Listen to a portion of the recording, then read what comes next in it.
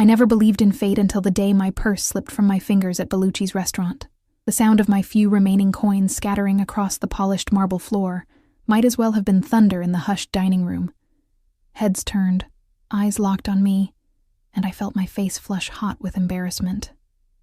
After a 16-hour shift at the clinic, my fingers had simply lost their strength. All I'd wanted was to pick up dinner and collapse in my apartment. "I'm so sorry," I whispered to no one in particular as I dropped to my knees, frantically gathering my belongings. Lip balm, keys, wallet, a half-eaten granola bar, all the mundane artifacts of my exhausted life. That's when the restaurant's atmosphere shifted. The ambient chatter died, replaced by a heavy silence that pressed against my skin. I glanced up, confused by the sudden change, and saw the staff straightening their postures, eyes averted downward in respect. Or was it fear? A pair of immaculate black Oxfords stopped inches from my fingertips. The leather looked butter-soft, custom-made, probably worth 3 months of my rent. My gaze traveled upward, tailored charcoal pants with a perfect crease, a suit jacket that draped like liquid over broad shoulders, and finally, a face that made my breath catch. He couldn't have been more than 35, with features that belonged on a Renaissance painting, sharp cheekbones, a strong jaw darkened by 5 o'clock shadow, and eyes so intensely blue they seemed to cut right through me. But it wasn't his devastating good looks that made me freeze. It was the cold authority radiating from him, the silent command in his posture that had quieted an entire restaurant. Behind him stood 2 men in dark suits, their expressions blank, eyes constantly scanning the room. One had a hand perpetually near his jacket, in position to reach for something I didn't want to consider. I realized I'd been staring and quickly looked down, resuming my humiliating scavenge. "Allow me," he said, his voice deep and accented. Italian, but refined by American education. Before I could protest, he crouched down beside me, his movements graceful despite his imposing frame. The restaurant seemed to collectively hold its breath. I caught the manager's wide-eyed stare from across the room, his face drained of color. "Thank you, but I've got it," I mumbled, desperately trying to gather my things faster. He ignored me, picking up my Metro card and a receipt. Then his hand froze over something that had slid partially beneath a nearby table. My ultrasound photo, the one I'd been carrying around for 3 weeks, unable to process what it meant for my future. His fingers closed around the black and white image, and he turned it over slowly, studying the grainy profile of the 12-week-old fetus, my baby, and the name printed in the corner, Emma Reynolds. "Yours?" he asked, voice soft, but somehow still commanding. I nodded, unable to form words, reaching for the photo. But he didn't immediately hand it back, his eyes lingering on the image with an expression I couldn't decipher. "You're having a child, not a question, an assessment." "Yes." I finally found my voice. "Now, if you don't mind..." His eyes met mine again, searching, assessing. "You're alone." The blunt observation stung, especially coming from a stranger. I snatched the ultrasound from his fingers. "I'm managing just fine, thank you." Something in his expression changed. A flicker of respect, perhaps, or amusement at my defiance. Most people, I sensed, didn't talk back to this man. "Luca Vitiello," he introduced himself, standing and offering me his hand. The action was so unexpectedly formal that I took it without thinking. His palm was warm, grip firm, and I felt calluses that contradicted his polished appearance. "Emma," I replied, then immediately regretted giving him my name. "Emma," he repeated, as if tasting the syllables. "Are you waiting for someone?" "No, I was just picking up dinner to go." I clutched my now-closed purse against my chest like armor. "You've had a long day." Another assessment, not a question. I glanced down at my wrinkled scrubs partially hidden under my coat. "I'm a nurse. 16-hour shift." Something passed through his eyes, and still no time to eat properly. He glanced at my takeout bag, a simple pasta dish, the cheapest thing on the menu. Before I could respond, he turned to the restaurant manager, who had been hovering anxiously nearby. "Marco, prepare a proper meal for Ms. Reynolds, something substantial, and a table in the private room, Mr. Vitiello." "That's not necessary." I started to protest. "A pregnant woman needs proper nutrition." he stated with such finality that I felt momentarily speechless, especially one working 16-hour shifts. The manager, Marco, was already hurrying away, relief evident in his expression at having been given a clear directive. I stood my ground, though every instinct told me to leave immediately. I appreciate the gesture, but I really need to get home. I'm exhausted. Luca studied me for a moment, then nodded. Of course. Then allow me to have it delivered. That's really not... I insist. The words were polite, but his tone made it clear he wasn't accustomed to being refused. His eyes softened marginally. Please. It would be my pleasure. Something told me this man didn't say please very often. I hesitated, weighing my desperate need for sleep against my equally desperate need for a decent meal. My pregnancy had left me constantly hungry, and the pasta I'd ordered wouldn't be enough. Fine, I conceded. Thank you. A slight smile touched his lips, just enough to transform his severe features into something dangerously attractive. He gestured to one of his men, who stepped forward immediately. This is Dominic. He'll see you safely home and ensure your dinner arrives promptly. My eyes widened. That's completely unnecessary. I just live a few blocks away. A few blocks can be a long distance in this city, especially at night. His gaze fell briefly to my midsection, then back to my face. Humor me, Emma. The way he said my name, like he had some claim to it, sent an involuntary shiver down my spine. I wanted to refuse, to maintain some boundary with this overwhelming stranger, but exhaustion was clouding my judgment. And something in me recognized that arguing would be futile. I nodded reluctantly. Your address? He asked. I hesitated, then provided it. He repeated it to Dominic, who memorized it without writing anything down. The car is waiting, Ms. Reynolds, Dominic said, his voice professionally neutral. Car? I told you it's just a few blocks. Emma. Luca's voice had a gentle warning in it. Accept the ride. I was too tired to fight anymore. Fine. Thank you. As I turned to leave, Luca reached out, his fingers just barely brushing my arm. The contact, even through my coat, felt electric. Take better care of yourself, he said quietly. Both of you. I couldn't formulate a response. I simply nodded and followed Dominic out of the restaurant. The black SUV waiting at the curb had tinted windows, and I noticed as Dominic opened the door for me, was lined with butter-soft leather. As we pulled away from the curb, I caught a glimpse of Luca watching from the restaurant entrance, his expression unreadable. What I didn't know then was that this wasn't a chance encounter. Nothing about Luca Vitiello happened by chance. My apartment felt especially small and shabby after the opulence of that brief encounter. I kicked off my shoes and collapsed onto my sofa, trying to process what had just happened. The man's presence had been so commanding, so absolute, that only now, in his absence, could I think clearly. I pulled the ultrasound photo from my purse and stared at it. My baby. The result of a relationship that had ended badly when Jason discovered I was pregnant. He'd made it clear he wanted nothing to do with me or the child, leaving me alone to navigate this terrifying new reality. A knock at my door startled me from my thoughts. Through the peephole, I saw Dominic holding several large bags. Your dinner, Ms. Reynolds, he said when I opened the door. Mr. Vitiello took the liberty of ordering a selection, as he wasn't certain of your preferences. I accepted the bags, stunned by their weight. This is too much. Mr. Vitiello's instructions were clear. Is there anything else you require? No, thank you. Please thank Mr. Vitiello for me. Dominic nodded and turned to leave, but paused. Mr. Vitiello rarely involves himself in others' affairs. Consider that a compliment. Without further explanation, he disappeared down the hallway. Inside the bags, I discovered not just dinner but enough food for several days. Pasta dishes, roasted vegetables, grilled chicken, fresh bread, and even desserts, all packaged in containers that were far nicer than anything I owned. Tucked into one of the bags was a handwritten note on heavy cardstock. Proper nutrition is essential. My number, should you need anything. LV below was a phone number, written in strong, confident strokes. I set the note aside, telling myself I would never use it. Yet I couldn't bring myself to throw it away. As I ate the most delicious meal I'd had in months, I convinced myself this strange encounter was over.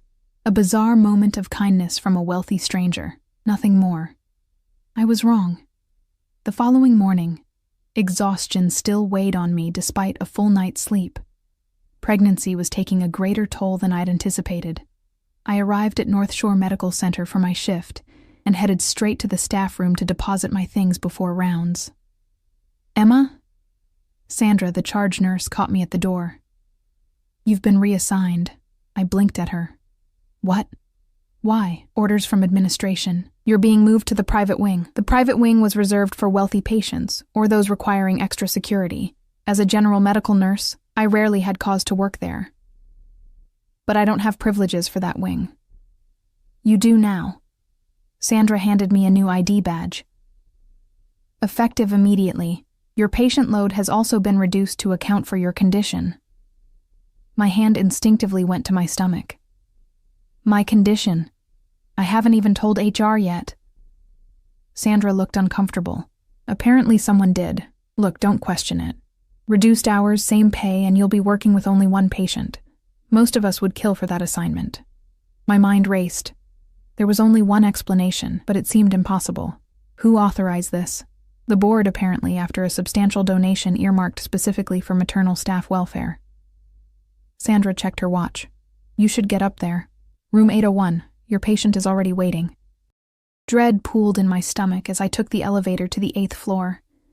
The private wing was noticeably different from the rest of the hospital, quieter, with higher-end finishes and art on the walls. I approached the nurses' station, where an unfamiliar charge nurse greeted me. "Emma Reynolds, we've been expecting you. Mr. Russo is in 801. He's recovering from a minor procedure and primarily needs monitoring. His associates have specific instructions about his care." I nodded numbly and made my way to room 801. Outside the door stood a man in a dark suit, unmistakably similar to those who had accompanied Luca Vitiello. He assessed me briefly, then stepped aside to let me pass. The room was more like a hotel suite than a hospital room. Sitting up in bed was an older Italian man, perhaps in his 60s, with silver hair and familiar blue eyes. "Ah, you must be Emma," he said warmly. "My son spoke very highly of you." "Your son?" I asked, though I already knew the answer. "Luca. He insisted you be assigned to my care." The older man extended his hand. "Antonio Vitiello, a pleasure to meet the young lady who made such an impression on my boy." He's not easily impressed. I shook his hand automatically, my mind reeling. "Mr. Vitiello, I think there's been a misunderstanding. I only met your son briefly last night." Antonio chuckled. "Sometimes a brief encounter is all it takes. Luca said you're expecting." "Congratulations." "Thank you," I replied stiffly, trying to maintain professionalism despite my growing unease. "I should check your vitals." As I worked, Antonio chatted amiably about his family, his businesses, all described vaguely as imports, and his pride in his son. I responded with professional courtesy while my mind raced with questions. How had Luca managed to have me reassigned so quickly? What kind of influence did this family have? I finished my assessment and updated his chart. "Everything looks good, Mr. Vitiello. Is there anything you need before I go?" "Just one thing," he said, his expression turning serious. "My son is a complicated man with significant responsibilities. When he takes an interest in something, or someone, it's never casual." "Mr. Vitiello, I appreciate your concern, but there's really nothing between your son and me.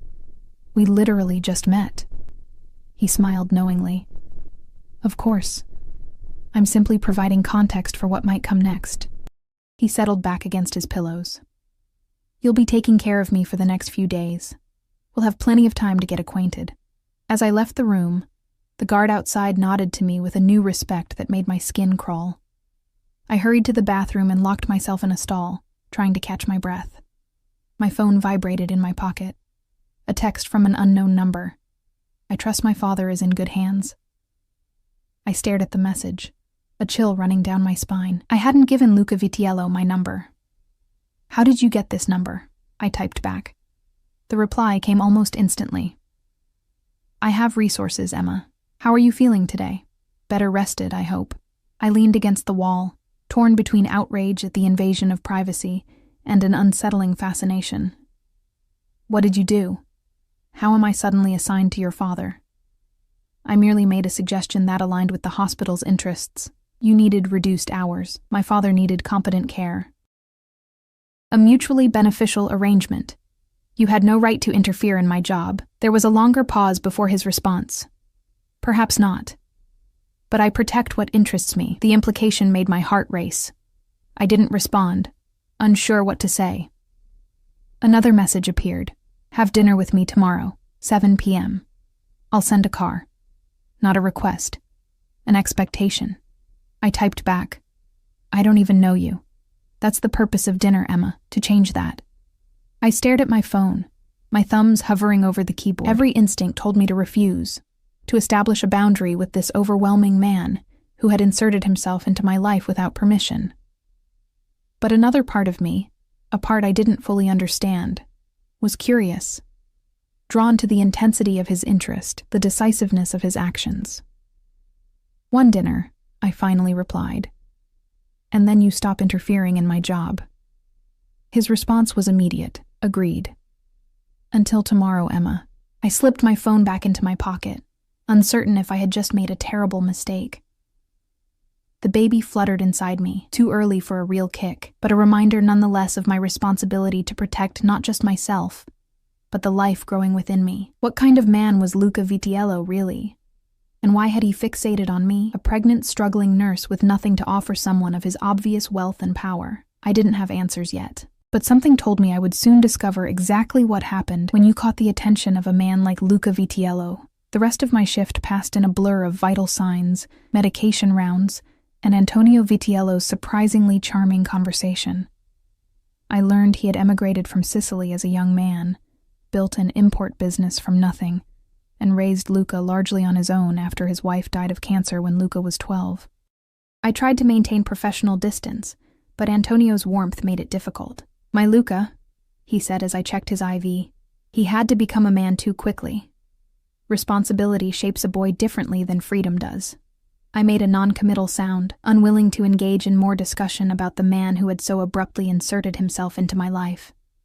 He told me about your condition, Antonio continued, his eyes drifting to my midsection. A child is a blessing, the greatest one.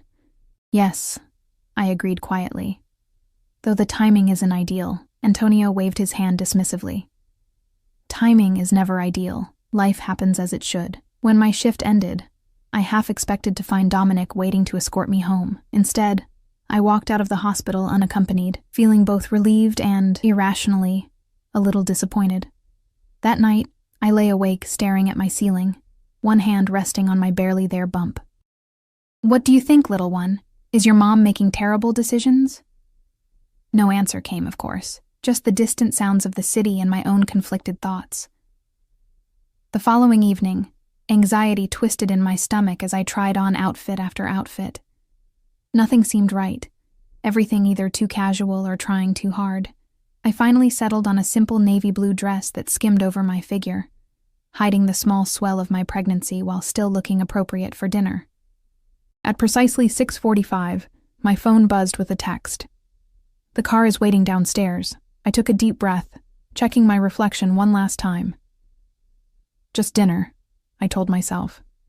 One dinner and then boundaries. The same black SUV from before waited at the curb. Dominic opened the door as I approached. Good evening, Ms. Reynolds. Hello, Dominic, I replied, attempting to sound casual despite the surreal circumstances. The drive took us to Manhattan's Upper East Side, stopping in front of a brownstone with no visible signage. Only a discreet brass plaque reading Privato suggested it was a business at all. Dominic escorted me to the door, which opened before we reached it. Inside, the space was intimate and elegant. Only about 10 tables, most unoccupied, with warm lighting and tasteful decor. Mr. Vitiello is waiting, the maitre d' said, leading us through the restaurant to a secluded alcove in the back. Luca rose as we approached. He wore another impeccable suit, this one a deep navy that made his eyes even more striking. For a moment, I forgot my reservations as those eyes locked with mine, sending an involuntary shiver down my spine. Emma, he greeted, stepping forward to pull out my chair. You look beautiful. Thank you, I managed, taking my seat. This place is exclusive. I own it. he said matter-of-factly. It ensures privacy. Of course he did. I watched as Dominic took up position near the entrance to our alcove, effectively blocking anyone from approaching. Is he always with you? I asked, nodding toward Dominic. Security is a necessary precaution in my position. Luca poured wine into his glass from a decanter, then reached for a separate carafe. Sparkling water with lemon for you. Unless you prefer something else. The thoughtfulness of remembering my pregnancy caught me off guard. No, that's perfect. Thank you. A waiter appeared with appetizers I hadn't seen anyone order. Luca must have arranged the entire meal in advance. You're very presumptuous, I said, unable to keep the edge from my voice. He raised an eyebrow. Efficient. There's a difference. Is there? You reassigned me at work without asking. You somehow got my phone number. You arranged this entire evening without consulting me on anything but the date. And yet you're here, he observed quietly. I flushed, because he was right. Despite everything, I had come willingly. I'm curious, I admitted. And I want to understand why you've taken such an interest in me. He studied me for a moment, his expression unreadable, direct. I appreciate that. He took a sip of his wine. The simple answer is that I found you compelling. The more complex answer will take time. I'm not sure we have time. I agreed to one dinner.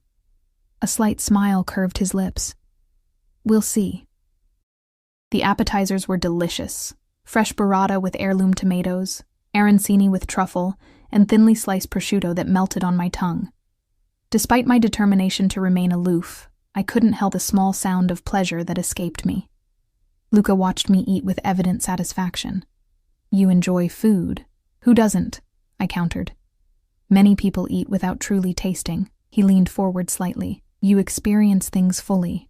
It's rare. I set down my fork, unsettled by his observation. Tell me what you do, Luca. Your father mentioned an import business. Among other ventures, real estate, restaurants, private security. His eyes never left mine. My family has diverse interests.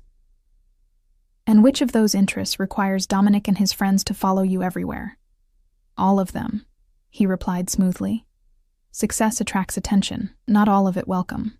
I didn't believe him, not entirely, but I let it pass. And why does a successful businessman with diverse interests take such a sudden interest in a pregnant nurse? His expression softened marginally. Because that nurse showed more strength and independence in 5 minutes than most people demonstrate in a lifetime. The compliment caught me off guard. I was just picking up my purse. You were working a 16-hour shift while pregnant, living alone, and still maintaining your dignity despite obvious exhaustion. And when someone most people find intimidating, offered help, you pushed back. He leaned forward. Do you know how rare that is in my world, Emma? Authenticity. Strength without agenda. I swallowed, uncomfortable with his intensity. You don't know anything about me. I know enough to want more. His bluntness was disarming. Tell me about the baby's father. The abrupt change of subject felt like a physical jolt. That's very personal. Yes, he agreed, unapologetic. I considered refusing to answer. But something, perhaps the genuine interest in his eyes, made me respond. His name is Jason.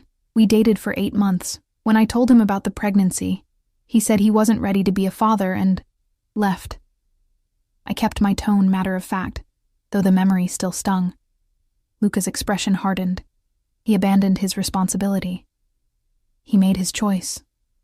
A coward's choice. Luca's voice had turned cold. And now you work impossible hours to support yourself and your child alone. I lifted my chin. I'm managing. At what cost? Exhaustion? Your health? Your baby's health? He shook his head. Stubborn independence isn't always strength, Emma. Sometimes it's pride. And sometimes help comes with strings, I countered. His eyes locked with mine. What strings do you imagine I've attached? I held his gaze. I don't know yet. That's what concerns me. For the first time he smiled, a genuine smile that transformed his severe features. Smart woman. The main courses arrived then, a delicate sea bass for me and osso buco for him. We ate in silence for a few moments, the tension between us shifting to something less confrontational, but no less potent. The hospital administrator was quite receptive to my donation, Luca said eventually. especially when I explained my interest in supporting healthcare workers during pregnancy. Is that what you told them? That it was about maternal welfare? It was the truth. He set down his fork. My mother worked through her pregnancy with me. Too hard, too long. There were complications. A shadow crossed his face. Your situation reminded me of hers. The personal revelation surprised me. I'm sorry. He waved off my sympathy. Ancient history. But perhaps you understand my reaction better now. I did, though I wasn't ready to admit it. It still wasn't your place. Perhaps not. He conceded with a slight nod, but I've never been good at watching problems I could solve. I'm not a problem to be solved, Luca. His eyes softened. No, you're not. He reached across the table, his fingers brushing mine briefly. You're a remarkable woman making the best of difficult circumstances. I simply want to ease those circumstances. The sincerity in his voice was disarming. For a moment, I could almost forget the commanding presence, the obvious wealth and power, and see just a man expressing genuine concern. Why? I asked quietly.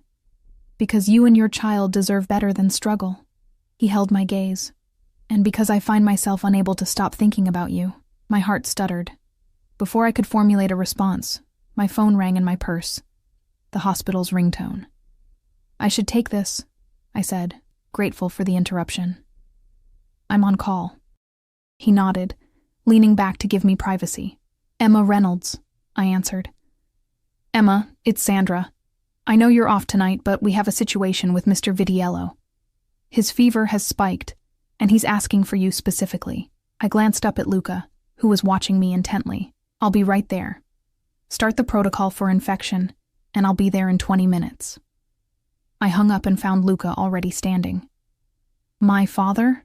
He asked, tension evident in his posture. His fever has spiked. It could be nothing, a minor infection at the surgical site. But they're concerned.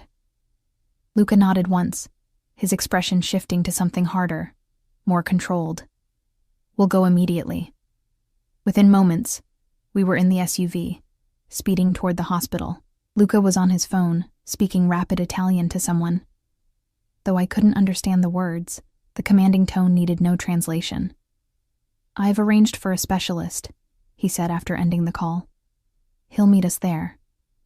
The hospital has excellent doctors, I assured him. I take no chances with family. His voice was clipped, his earlier warmth replaced by cool efficiency. When we arrived at the hospital, Luca moved with purpose, his hand at the small of my back guiding me through corridors with the confidence of someone who owned the building. Security guards and staff alike moved out of our way, some with looks of recognition or deference. Antonio's room was a hub of activity. Nurses, a doctor I recognized as the head of surgery, and two men in suits standing tensely by the wall. Father, Luca said, immediately moving to Antonio's bedside. Antonio looked pale but alert. Luca, Emma. I told them not to disturb your evening. Don't be ridiculous, I said, slipping into nurse mode and checking his chart. His temperature was 102.3. Definitely concerning. The doctor approached Luca. Mr. Vitiello, we've started broad-spectrum antibiotics. There appears to be an infection at the incision site. Not uncommon, but given your father's age, we're monitoring closely. Luca nodded curtly. Dr. Rossi will be here within the hour. I want him to review everything. If the hospital doctor was offended by the implication that they needed outside help, he didn't show it. Of course. I moved to check Antonio's vitals myself, needing to do something useful. How are you feeling? Like I'm causing too much fuss, Antonio replied, though his voice was weaker than earlier. You should return to your dinner. My son rarely takes an evening off. I'm exactly where I need to be, I assured him, checking his IV line. When I glanced up, I found Luca watching me, his expression unreadable. For the next hour, I worked alongside the hospital staff, monitoring Antonio's condition, while Luca held quiet conferences with various doctors and made occasional phone calls. When Dr. Rossi arrived, a distinguished-looking Italian man in his 60s, he conferred briefly with Luca before examining Antonio thoroughly. The infection is responding to treatment, he announced finally. The fever should break by morning. I'll stay to monitor progress. The tension in Luca's shoulders eased fractionally. He nodded to Dr. Rossi, then turned to me. "You should rest," he said quietly. "You weren't supposed to be working tonight." "I'm fine," I assured him. "Stubborn," he murmured, but there was warmth in his eyes. "At least sit down." I realized I had been standing for over an hour, and reluctantly took the chair he offered. As the crisis subsided and Antonio drifted into sleep, the room gradually emptied until only Luca, his 2 guards, and I remained. "You don't have to stay," Luca said, his voice low in the quiet room. "Dominic can take you home." "I'll stay a while longer," I replied, surprising myself. "To monitor his vitals." Luca studied me for a moment, then nodded. He moved a chair beside mine and sat, our shoulders nearly touching in the dim light. "Thank you," he said simply.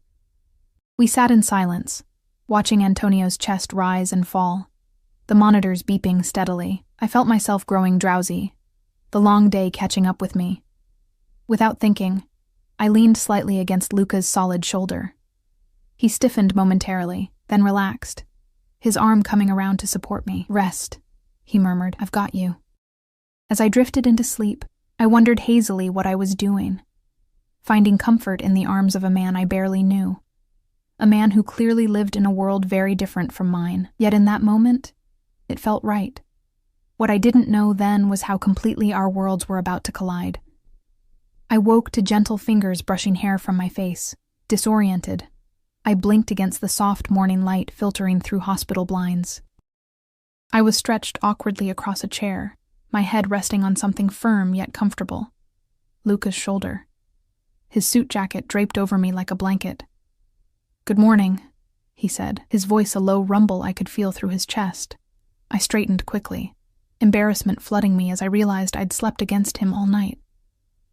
"I'm so sorry. I didn't mean to." "Don't apologize." His hand lingered near my face before dropping. "You needed rest," my back protested as I stood, and I winced. Hospital chairs weren't designed for sleeping. "How's your father?" I asked, looking toward the bed where Antonio still slept. "Much improved. Fever broke around 3, Luca stretched, rolling his shoulders. Despite spending the night in a chair, he somehow looked immaculate. His shirt barely wrinkled, his presence commanding even in the sterile hospital room.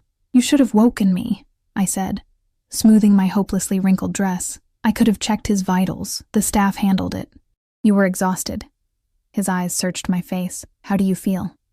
I placed a hand on my stomach instinctively. "We're fine. Just a little stiff." A nurse entered with Antonio's morning medication. "Ms. Reynolds?" "I didn't realize you were here all night." "I didn't intend to be," I admitted, accepting the glass of water she offered. "You're not scheduled until this afternoon. Go home. Get some proper rest." "She's right," Luca said, standing. "I'll take you home." I wanted to argue, to maintain some professional boundary, but exhaustion won out. "Let me just check on Antonio first." As if hearing his name, Antonio stirred and opened his eyes. "Ah, the 2 of you are still here," he smiled weakly. "What a comfort to wake to family." I flushed at the implication. "Just doing my job, Mr. Vidiello." "Antonio, please. After sharing a vigil, I think we can dispense with formalities." His eyes, so like his son's, twinkled with mischief despite his weakened state. I checked his vitals, pleased to find his temperature normal and his color much improved. "You're doing much better. The antibiotics are working." "Of course they are. I'm too stubborn to let a little infection win." He patted my hand. "Now go home. You look exhausted, Kara." I glanced at Luca, who was watching our interaction with an unreadable expression. "Your son was just offering to drive me." "Good boy," Antonio approved. "Always taking care of things." Luca's mouth twitched in what might have been amusement. "I'll return shortly, Father." Antonio waved us away. "Take your time. I'm not going anywhere." The drive to my apartment was quiet. I leaned my head against the window, watching the city scroll by and trying to process the last 24 hours. "You're thinking very loudly," Luca observed as we neared my neighborhood. I turned to look at him. "This is all very strange for me." "What part specifically?" He kept his eyes on the road ahead. "Meeting you, your interest in me, spending the night in a hospital room with you watching over your father, all of it." I shook my head. I don't understand what you want from me. The car stopped in front of my building. Luca turned to face me, his expression serious. I want to know you, Emma. Beyond that, I'm not placing expectations. People like you always have expectations, I countered. A flash of something, amusement, admiration, crossed his face. People like me? Powerful, wealthy, used to getting their way. He considered this. Fair assessment.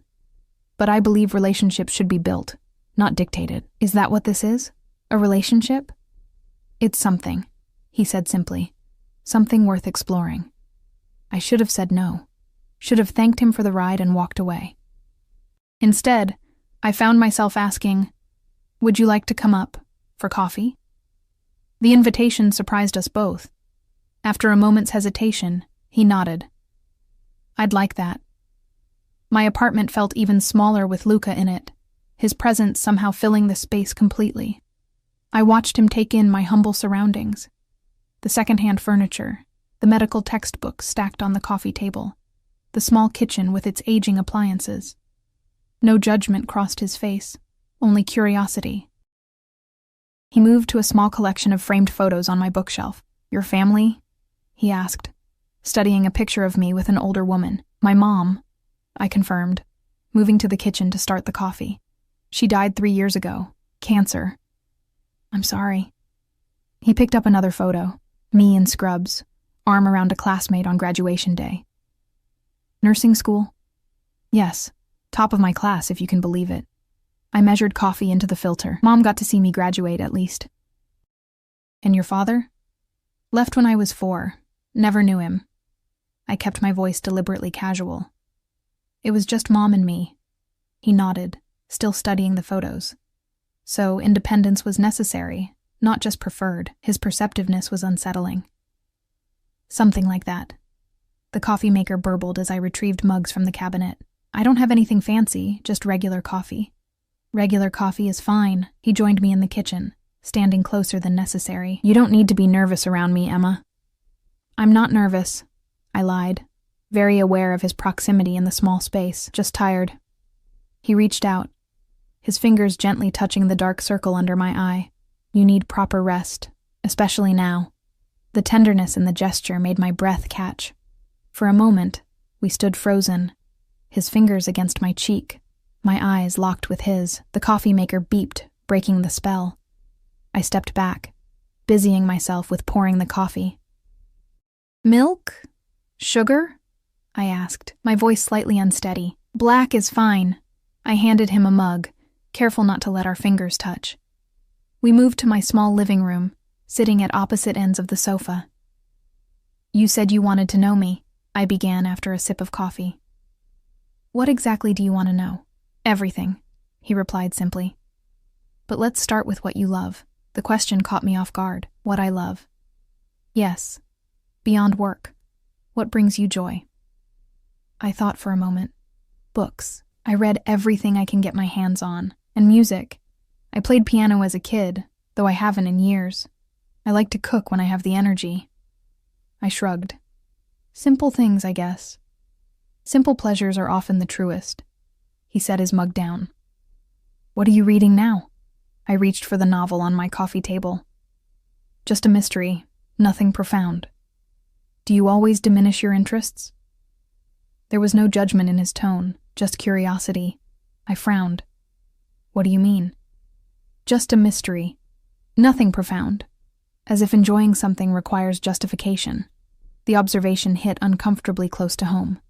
I suppose I do that sometimes. Don't, he said simply. Your joy needs no defense. We talked for over an hour. About books, about his travels, about my studies and his business ventures. He was surprisingly well-read, with opinions on everything from Russian literature to modern thrillers. When I mentioned loving to cook Italian food, he offered to have ingredients delivered for a proper carbonara. You can't just have things delivered on a whim, I protested. Why not? He seemed genuinely puzzled, because normal people don't live that way. A smile touched his lips. Perhaps you should try it sometime. As we talked, I found myself relaxing, even laughing at his dry observations about American customs that still confused him despite years in the country. It was easy to forget who he was. The commanding presence that silenced rooms, the man with bodyguards and mysterious business interests. Until his phone rang, the transformation was immediate. His expression shuddered, his posture straightened, and when he answered, his voice was cold, controlled, and entirely in Italian. I watched as he paced my small living room, power radiating from him even as he kept his voice low. Though I couldn't understand the words, the authority in his tone needed no translation. This was Luca Vitiello in his element. Commanding, uncompromising. When he hung up, he turned to me with regret in his eyes. I need to go. Business that can't wait, of course. I stood, suddenly aware again of the vast differences between us. He moved toward me, stopping closer than strictly necessary. I enjoyed this, Emma. Very much. So did I admitted. Have dinner with me again. Tomorrow night? I hesitated. I work until 7. 8 o'clock then. I'll send a car. I should have declined. Should have established boundaries. Instead, I nodded. Okay. Something like satisfaction flickered in his eyes. He stepped closer still, his hand rising to cut my cheek. The touch was feather-light, giving me every opportunity to pull away. I didn't. His lips brushed mine, the barest whisper of a kiss, so gentle it might have been imagined. Then he stepped back, his eyes never leaving mine. Until tomorrow, he said softly, then turned and left. I stood frozen, fingers touching my lips where the ghost of his kiss still lingered. What was I doing? Later that day, a delivery arrived. Groceries of the highest quality, handmade pasta, pancetta, Parmigiano Reggiano, organic eggs, and a bottle of olive oil that probably cost more than all my kitchen supplies combined. A handwritten note accompanied them. For your carbonara. Enjoy something beautiful for yourself. L. I smiled despite myself, running my fingers over the elegant script. The gesture was thoughtful, personal in a way I hadn't expected. As I prepared the simple but luxurious meal that evening, I found myself wondering about Luca Vitiello, the commanding businessman with guards and mysterious phone calls, the attentive son who spent the night in a hospital chair, the man who listened intently to my opinions on mystery novels as if they mattered. Which version was real? The carbonara was delicious, rich and silky, the quality of the ingredients elevating the simple dish to something spectacular. As I savored each bite, I admitted to myself that I was looking forward to seeing him again, but the thought was immediately followed by anxiety. What was I thinking? Getting involved with someone like Luca. I was pregnant, alone, focused on building a stable life for my child. He was something else entirely, something I didn't fully understand. My phone chimed with a text. How was the carbonara? I smiled, typing back. Delicious. Thank you for the ingredients. My pleasure. Rest well, Emma. Tomorrow will be a long day for you. I frowned at the message. How did he know my schedule? Before I could respond, another text arrived. Don't worry. I merely asked what time your shift ended. No other intrusion. The fact that he anticipated my concern was both comforting and unsettling. I set my phone aside without replying, unsure what to make of his ability to read me so easily. That night, I dreamed of blue eyes and gentle hands, of whispered Italian words I couldn't understand, but somehow felt in my bones. I woke clutching my pillow, an ache of longing in my chest that frightened me with its intensity. This is crazy, I told my reflection as I got ready for work. You barely know him, but the truth was, I wanted to know more. Wanted to understand the complexities behind those piercing blue eyes, the gentleness that occasionally softened his commanding presence. At the hospital, Antonio greeted me with a knowing smile. You look better rested today, Cara. I am, thank you. I checked his vitals, pleased with his continued improvement. My son is quite taken with you, he said casually as I recorded his blood pressure. I kept my expression neutral. Mr. Vitiello. Antonio, he corrected. Antonio, I conceded. Your son and I barely know each other. Knowledge comes with time. Connection is immediate or not at all. He patted my hand. Luca doesn't extend himself to many people. It means something. I wasn't sure how to respond, so I continued my assessment in silence. He told me about the baby's father, Antonio said after a moment. What kind of man abandons his child? I tensed. That's really not. Family is everything, Emma, everything.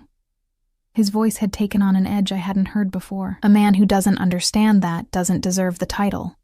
There was something almost dangerous in his tone, something that reminded me suddenly and forcefully of who these men were. The way the restaurant had fallen silent at Luca's entrance, the deference, or fear, in people's eyes. Jason made his choice, I said carefully. I've made peace with it. Antonio studied me for a long moment. Then his expression softened. Of course. Forgive an old man's temper. I just believe children should have fathers who honor their responsibilities. The rest of my shift passed uneventfully, but Antonio's words lingered in my mind. Family is everything. There had been something almost ritualistic in the way he'd said it, a mantra or code, rather than just a sentiment. As I left the hospital that evening, I found myself searching the street, half expecting to see Dominic or another of Luca's men watching. The street was ordinary, empty of intimidating SUVs or men in suits. I wasn't sure if I felt relieved or disappointed. My phone buzzed as I reached my apartment building. Looking forward to tonight. The car will be there at 7:45. I stared at the message, my thumb hovering over the keyboard. I could cancel. Should cancel, probably, but instead I typed, "See you then." I spent too long getting ready for dinner, trying on and discarding outfits, fussing with my hair, debating how much makeup was appropriate. I finally settled on a dark green wrap dress that flattered my figure while accommodating my small baby bump, which was becoming more noticeable each day. As promised, the car arrived precisely at 7:45. This time, Luca himself waited inside the SUV, the back door held open by Dominic. Emma. Luca's eyes traveled appreciatively over me as I slid into the seat beside him. You look beautiful. Thank you. I smoothed my dress nervously. You look nice too. An understatement. In a charcoal suit that fit him perfectly, he was devastatingly handsome. How was your shift? He asked as the car pulled into traffic. Good. Your father is recovering well. They may discharge him tomorrow if his blood work continues to improve. Yes, Dr. Rossi mentioned that. He reached over and took my hand, his thumb tracing small circles on my skin. Thank you for taking such good care of him. The casual intimacy of his touch sent warmth up my arm. It's my job. It's more than that. His eyes met mine. You were kind to him. Patient. I shrugged, uncomfortable with the praise. Where are we going tonight? Somewhere special. A small smile played at his lips. I hope you like Italian food beyond carbonara. The car took us to a quieter part of the city, stopping in front of a nondescript building with no sign, just a blue door and a small brass knocker. What is this place? I asked as Dominic opened my door. My home, Luca replied simply. I froze halfway out of the car. Your home? I thought we were going to a restaurant. I thought you might prefer privacy. He studied my expression. We can go elsewhere if you're uncomfortable. I hesitated. Going to his home felt like crossing a significant line, yet something in his steady gaze reassured me. No, it's fine. I was just surprised. He placed his hand at the small of my back, guiding me to the door, which opened before we reached it. A middle-aged woman with a warm smile greeted us in Italian. Emma, this is Rosa. She's been with my family since I was a boy. Welcome, Miss Emma, Rosa said, her accent thick but her smile genuine. Mr. Luca has been very excited for your visit. Luca cleared his throat, looking almost embarrassed. Rosa, please. She smiled knowingly and stepped aside to let us enter. The interior of Luca's home was surprisingly warm and inviting. Not the cold, modern mansion I had imagined. Rich woods, comfortable furniture, and art that looked like family heirlooms rather than status pieces. It felt lived in, personal. This isn't what I expected, I admitted as he led me through to a terrace overlooking a small but immaculate garden. What did you expect?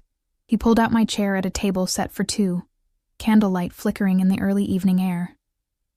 Something more intimidating, less homey. He smiled, taking his seat across from me. I save the intimidation for work. This is where I relax. Rosa appeared with antipasti and sparkling water for me, wine for Luca. I'll leave you to enjoy. The first course will be ready soon. As she disappeared back inside, Luca raised his glass. 2 unexpected meetings. I clinked my water glass against his wine. And mysterious dinner invitations. He smiled.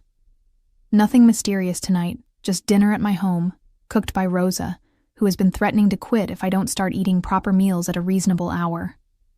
The normalcy of the complaint, so at odds with my image of him, made me laugh. Long hours? Always. He selected an olive from the platter between us.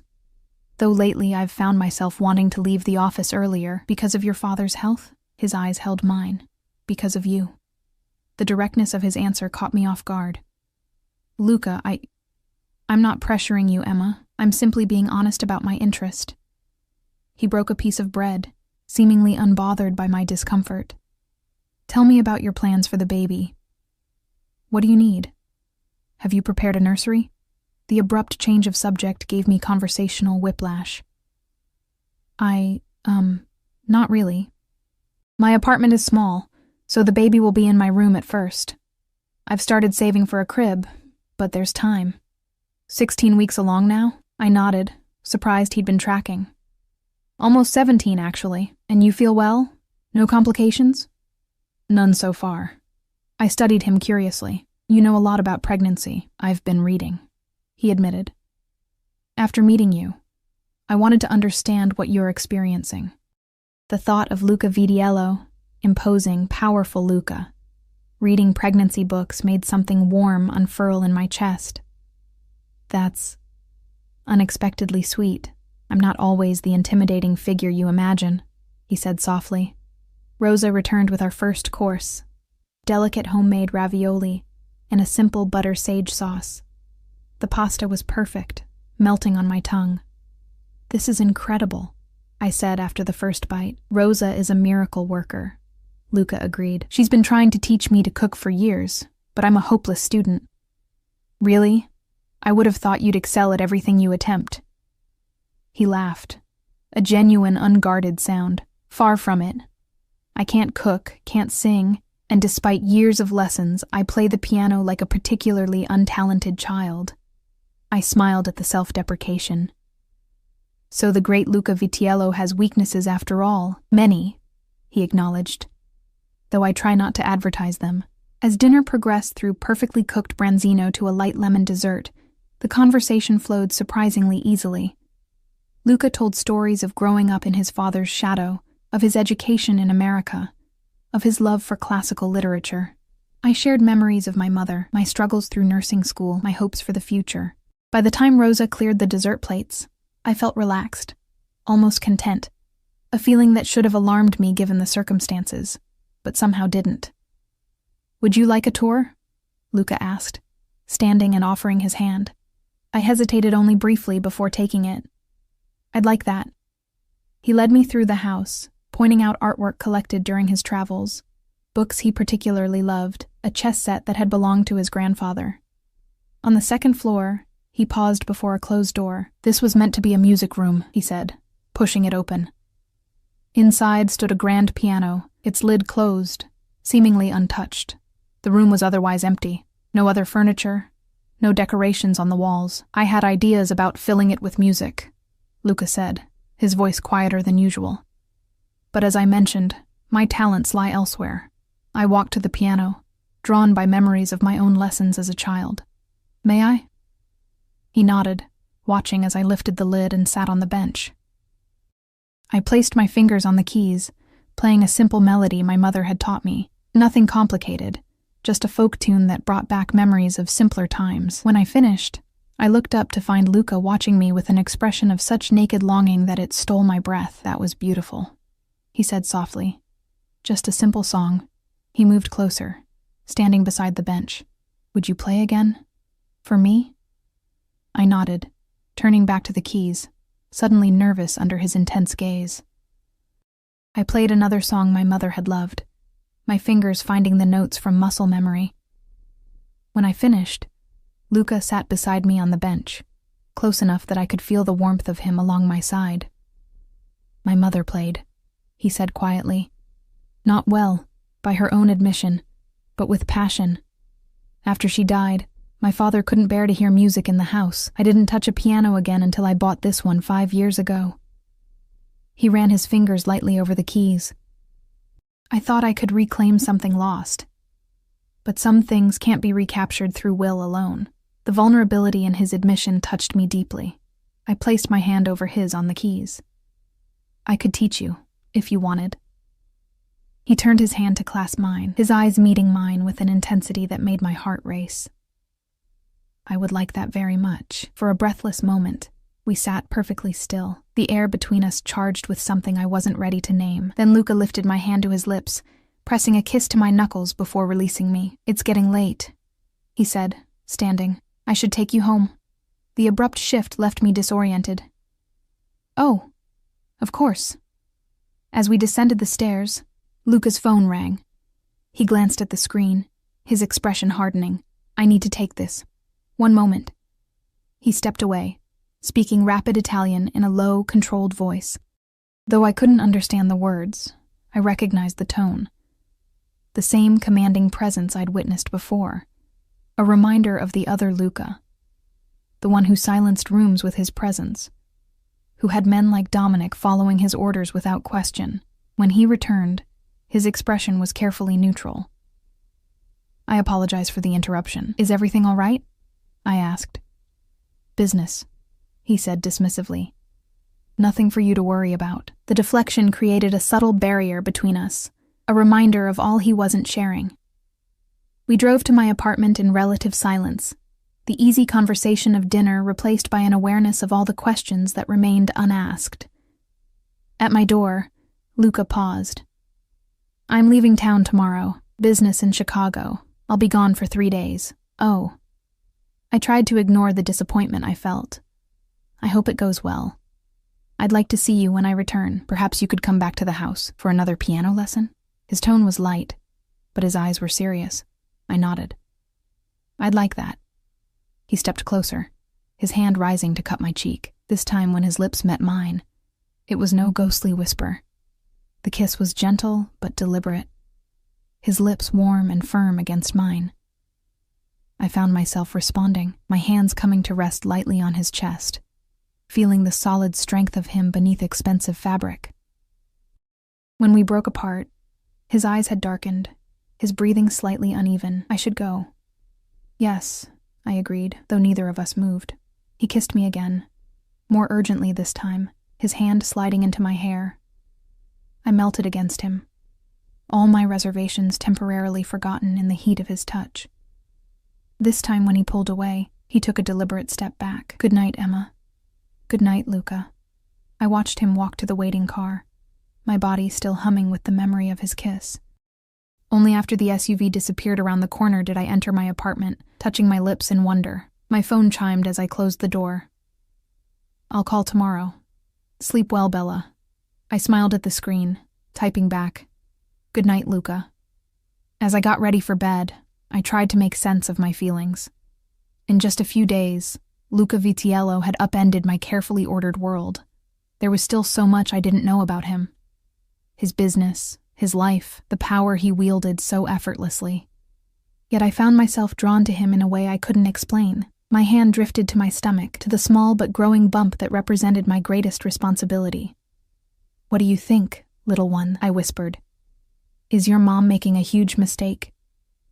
The baby fluttered in response, a tiny movement that might have been imagination, or might have been the first real communication from my child. Either way, I took it as a sign that maybe, just maybe, I wasn't entirely wrong to follow this unexpected path. What I didn't know then was how quickly that path would darken, or how completely my life was about to change. The 3 days of Luca's absence crawled by with agonizing slowness. He called each evening as promised, our conversations stretching late into the night as we discussed everything from my day at work to his favorite childhood memories of Italy. He was careful not to mention his business in Chicago, and I was equally careful not to ask. Antonio was discharged from the hospital with strict instructions for follow-up care. instructions I suspected he would follow only because I had been the one to deliver them. The older Vitiello had developed a grandfatherly affection for me that was both touching and mildly unsettling. "You're good for my son," he told me the day he left the hospital. "He smiles when he speaks of you. Before you, I can't remember the last time I saw him truly smile." On the third evening, I received a text from Luca, "Returning tonight. Dinner tomorrow? I've missed you." The admission of missing me sent a ridiculous flutter through my chest. "I've missed you too. Dinner sounds perfect." That night, I dreamed of Luca. His hands, his eyes, his voice murmuring Italian words against my skin. I woke flushed and disoriented, my body humming with a need I hadn't felt in months. "This is insane," I told my reflection as I got ready for work. "You barely know him." But the truth was, our nightly conversations had created an intimacy that belied our short acquaintance. I knew how he took his coffee, that he preferred reading physical books to e-readers, that he'd broken his arm at 12 trying to climb a tree to rescue a neighbor's cat. He knew about my mother's battle with cancer, my favorite novels, my secret dream of someday opening a small clinic for underserved communities. We had shared pieces of ourselves, creating something that felt surprisingly real despite its unconventional beginning. My shift that day dragged endlessly. I found myself checking the clock every few minutes, anticipating the evening ahead. When I finally arrived home to prepare for dinner, a large box waited outside my apartment door. Inside was a dress, a simple but elegant navy blue maternity design that would perfectly accommodate my now obvious pregnancy. The note read simply, "If you like it. No pressure. L." I should have been offended at the presumption. Instead, I found myself touched by his thoughtfulness. The dress fit perfectly, the soft fabric draping gracefully over my bump while flattering the rest of my figure. At exactly 7 as a knock came at my door. When I opened it, Luca stood there. No Dominic, no SUV visible on the street. "You came alone," I observed, surprised. "I wanted tonight to be just us." His eyes traveled appreciatively over me in the dress. "You look beautiful. Thank you for the dress. You didn't have to." "I wanted to." He held out his hand. "Shall we?" Instead of the sleek SUV, a less conspicuous luxury sedan waited at the curb. Luca opened my door himself before sliding into the driver's seat. "You drive?" I teased, occasionally when I want privacy. He glanced at me as we pulled away from the curb. "How are you feeling? Any fatigue? Discomfort?" "Just the usual. The baby's been active today." I placed a hand on my belly. Lots of movement. Something softened in Luca's expression. "May I?" he asked, his hand hovering over mine. I hesitated only briefly before guiding his hand to the spot where the baby had been kicking. We waited, his warm palm against my dress, until a definite thump pressed against his hand. The wonder that transformed his face made my heart twist. "That's incredible," he murmured. "It still amazes me every time," I admitted. He reluctantly withdrew his hand, returning it to the steering wheel, but his expression remained softened by the experience we'd shared. We drove to his home, where Rosa had prepared another exquisite meal. This time, we ate in a cozy dining room rather than on the terrace, candles creating a warm intimacy as we talked. Luca seemed more relaxed than before his trip, laughing more easily, touching my hand frequently across the table. After dinner, he led me back to the music room, where the piano waited, its lid already raised. "I believe I was promised a lesson," he said with a smile. I sat at the bench, patting the space beside me. It's never too late to learn. For the next hour, I guided his hands through simple scales and basic chords. Though he claimed to be hopeless, he was actually a decent student. His hands were strong and precise, his focus absolute. When he finally managed a simple melody, the pride in his expression was endearing. "You're a good teacher," he said, his shoulder warm against mine on the bench. "You're not as hopeless as you claimed," I countered. He turned to face me, our proximity suddenly charged with awareness. "Emma?" he said softly. "I want to be clear about something." My heart thudded in my chest. "What's that?" "These past days, talking to you, being with you, they've meant a great deal to me." His eyes held mine, serious and intense. I know our situation is unconventional. Your pregnancy, my lifestyle. But I find myself wanting to be part of your life, part of both your lives. I swallowed hard. Luca, there's still so much I don't know about you, your business, your world. Import-export primarily. My family has connections throughout Europe and Asia. It's complex, sometimes demanding, but legitimate. He took my hand. I know you have questions about the security, the way people respond to me. My family's reputation was built over generations, and yes, there are elements of my grandfather's and great-grandfather's businesses that operated in gray areas, but I've worked to legitimize everything. The careful phrasing wasn't lost on me. Are you trying to tell me you're from a Mafia family? He didn't flinch at the direct question. My heritage is complicated. The Mafia, as Americans understand it, is largely a Hollywood creation. But yes, my family has historical connections to certain organizations. I've spent my adult life moving us toward legitimate enterprises. I should have been shocked, should have pulled away. But somehow, the confirmation only put a name to what I had already sensed. And the men who follow you everywhere? Dominic, protection, old rivalries, business competitors. The world I operate in can be dangerous, but I've never involved myself in violence or illegal activities. He squeezed my hand. I wouldn't bring you into anything that would put you or your child at risk. And my job? The hospital donation. I saw someone I cared about struggling unnecessarily. I had the means to help. That's all.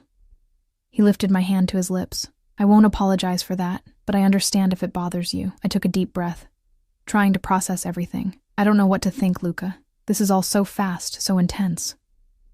I know. His thumb traced circles on my palm. I'm not asking for decisions tonight, just openness to possibilities. Before I could respond, his phone rang.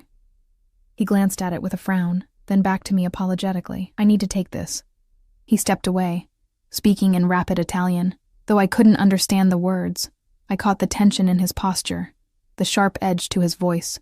When he returned, his expression was controlled, but I could see the strain around his eyes. I'm sorry, but I need to go out briefly. An issue at one of the warehouses requires my attention. At this hour? Unfortunately, yes. He hesitated.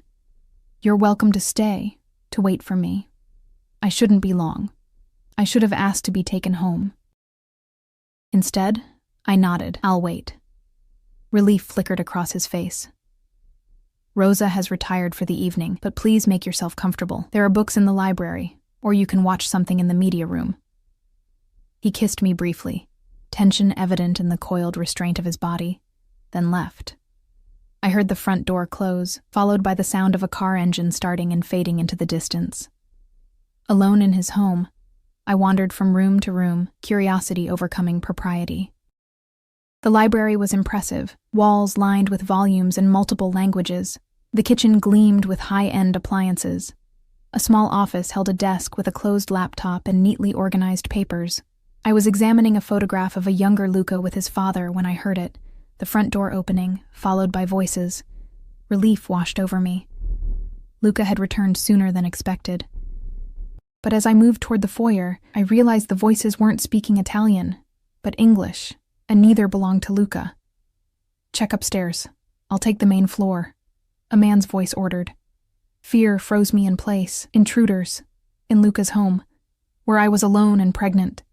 I backed away silently, looking frantically for a place to hide or a way to call for help. My phone was in my purse, in the music room.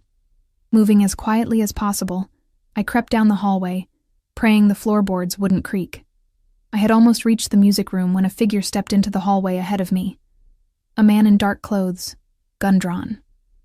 "Well, what do we have here?" he said, his accent distinctly American. Vidiello's little girlfriend. I raised my hands instinctively, backing away. "Please, I'm pregnant. Even better." He gestured with the gun. "Rossi will be thrilled. 2 for the price of 1.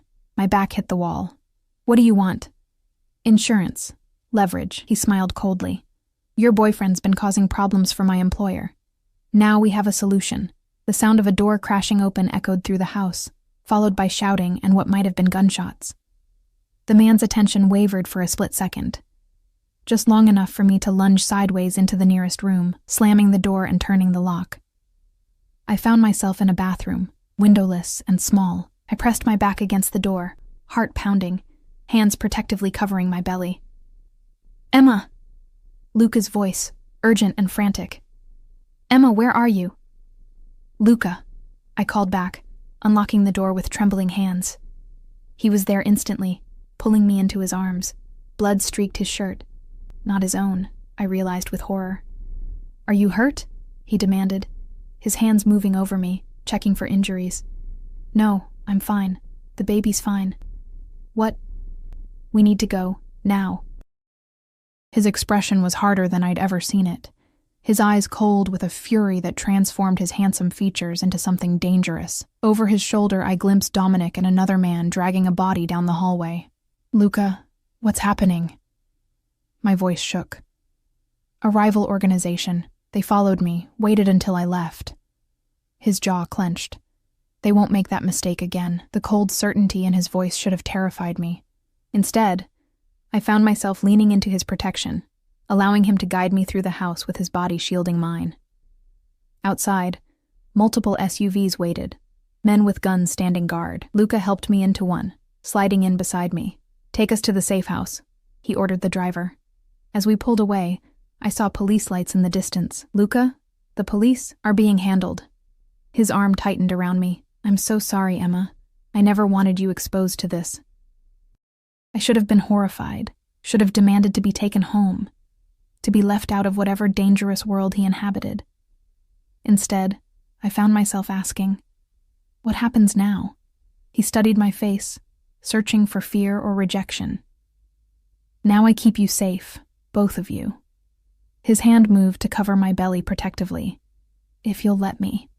In that moment, with adrenaline still coursing through my veins, I made a choice that would forever alter the course of my life. I placed my hand over his. "I'll let you." The safe house turned out to be a penthouse apartment in a building Luca owned, with security that would have impressed the Pentagon. We stayed there for 3 days while Luca resolved the situation, a process I deliberately avoided asking about. On the 4th day, he came to me with a small velvet box and a question I hadn't expected so soon. "I know it's fast," he said, the ring glittering between us. "But life is uncertain, and I've wasted too much time already. I want to protect you, provide for you, be a father to your child. Let me give you both the family you deserve."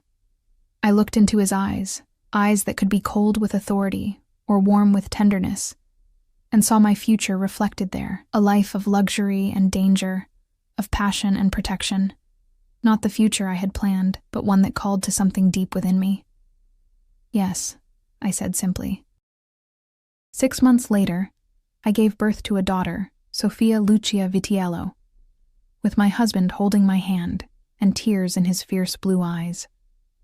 "My family," he whispered, cradling our daughter with a gentleness that belied the power in his hands. "Everything that matters." As I watched him press a kiss to Sophia's forehead, I knew that dropping my purse that day had been the most fortunate accident of my life, the moment that led me not just to love, but to the protection, family, and belonging I had always sought. In Luca Vitiello, businessman, former Mafia heir, and devoted husband, I had found not just safety, but a passion and purpose I hadn't known I was missing. And in me, he had found the warmth and music his life had lacked for too long.